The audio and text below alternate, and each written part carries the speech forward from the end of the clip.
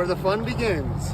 We're going on the limestone run, which is the first section of the upper Kern. Above the diversion, it's natural flow, and whatever is coming down through the Sierra is in the river, and we're able to use for whitewater, for recreation, for fishing. Once it gets to Fairview Dam, 600 CFS approximately is taken out of the river, and it's run through tubes in the side of the hill to feed down to Kern River number 3, the power plant in Kernville. So that essentially means that the 15-mile stretch between Fairview and the power plant is dewatered almost all the time.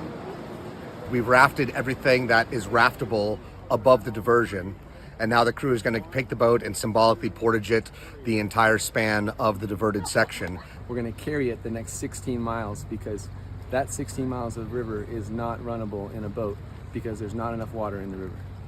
This whole section of the river basically might never be boatable in a drier year, and that's why it's really important that the licensing term changes, because this year we actually had a good season where we could run this section of the river for a couple months, but if next year is dry, which California has, maybe 2 out of 3 years is usually drier, we're gonna not have the access to recreation on the North Fork of the Kern River in this 16-mile stretch.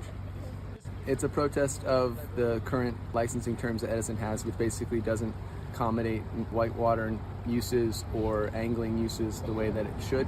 So we want to raise awareness of this lack of water in the river. That's why we're portaging this section of the river, which normally you would only portage a very small section of the river around an impassable rapid, maybe a waterfall or something, or a blockage of the river. The blockage of the river in this case is 16 miles long, and we're going to carry the boats the whole way. Well, for me, it's my church, it's my spiritual home. It is, literally how I grew up. I learned all of my major life lessons somewhere in a boat or next to a boat or swimming beside a boat.